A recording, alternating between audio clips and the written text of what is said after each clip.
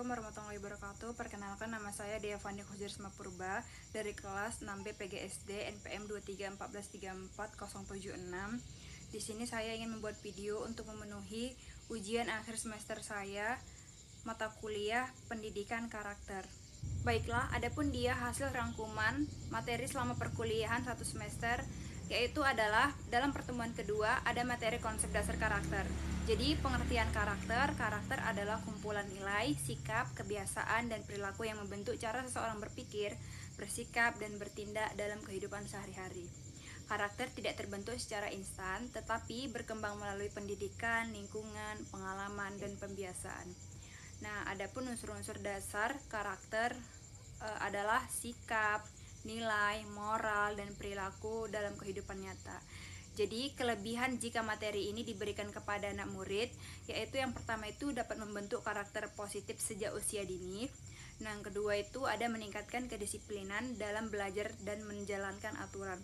Yang ketiga, mengembangkan rasa tanggung jawab terhadap tugas dan tindakan.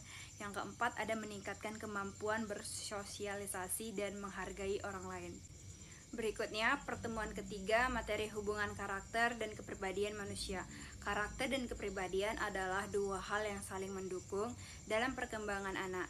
Dengan memahami keduanya, siswa tidak hanya berkembang secara akademik, tetapi juga menjadi pribadi yang memiliki sikap dan perilaku yang baik. Nah, yang pertemuan keempat itu adalah materinya hubungan karakter dalam diri manusia.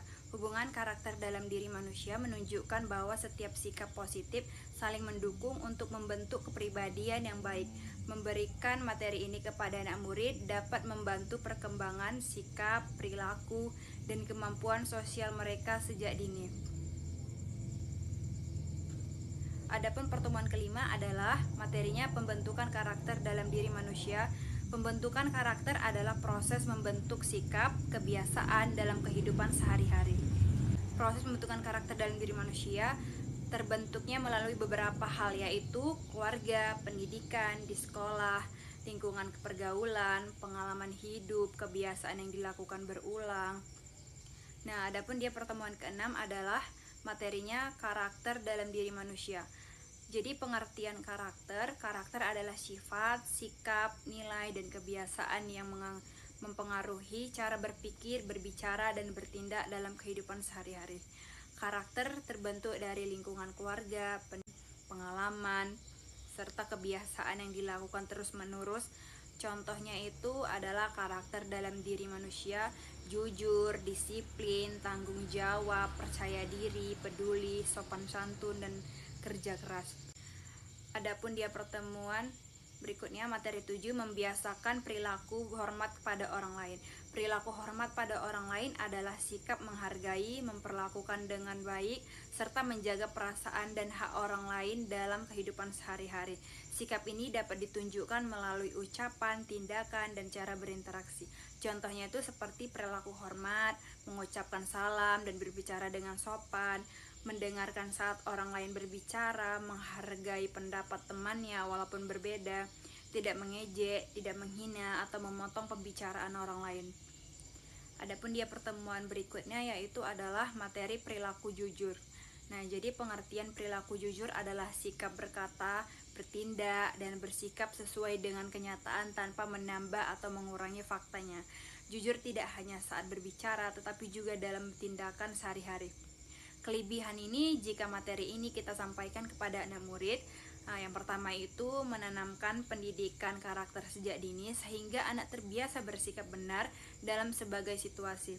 Yang kedua itu dapat meningkatkan kedisiplinan dan bertanggung jawab terhadap tugas maupun aturan sekolah. Adapun dia pertemuan ke-10 adalah perilaku disiplin. Nah, jadi pengertian perilaku disiplin adalah sikap taat dan patuh terhadap aturan, serta mampu menjalankan tanggung jawab dengan baik tanpa harus selalu diingatkan oleh orang lain. Kelebihan jika materi ini kita sampaikan kepada anak murid, yang pertama itu membentuk karakter positif, contohnya siswa selalu belajar, bertanggung jawab, dan menghargai aturan.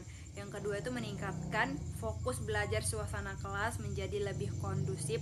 Yang ketiga itu meningkatkan rasa tanggung jawab mereka. Adapun dia materi yang ke-11 adalah perilaku tanggung jawab. Perilaku tanggung jawab adalah sikap seseorang untuk melaksanakan tugas, kewajiban, dan menerima akibat dari tindakan yang dilakukan dengan baik dan sungguh-sungguh. Contohnya itu adalah perilaku tanggung jawab pada anak-anak sekolah. Yang pertama itu mengerjakan tugas tepat waktu, yang kedua menjaga kebersihan kelas, mengakui kesalahan dan mau memperbaikinya. Nah, jadi kelebihan ini jika kita sampaikan materi ini kepada anak SD atau anak murid adalah itu, yang pertama itu membentuk karakter positif sejak dini. Yang kedua itu melatih kemandirian sehingga anak tidak selalu bergantung pada orang lain. Yang ketiga, meningkatkan kedisiplinan dalam belajar dan kegiatan sehari-hari. Adapun dia materi ke-12 dan 13 adalah service learning. Nah, jadi service learning ini adalah metode pembelajaran yang menggabungkan proses belajar di kelas dengan kegiatan pelayanan atau kontribusi nyata. Jadi siswa tidak hanya mempelajari teori, tetapi juga langsung menerapkannya dalam kehidupan sehari-hari melalui kegiatan yang bermanfaat. Contohnya itu adalah belajar tentang lingkungan. Nah, jadi belajar tentang lingkungan itu melalui itu melakukan kegiatan membersihkan sekolah atau menanam pohon. Kelebihan ini jika kita terapkan pada anak murid itu adalah dapat mengajarkan lebih bermakna. Anak tidak hanya menghafal teori, tetapi menghafal manfaatnya secara langsung, meningkatkan keterampilan melatih komunikasi, kerjasama, empati, dan menghargai orang lain.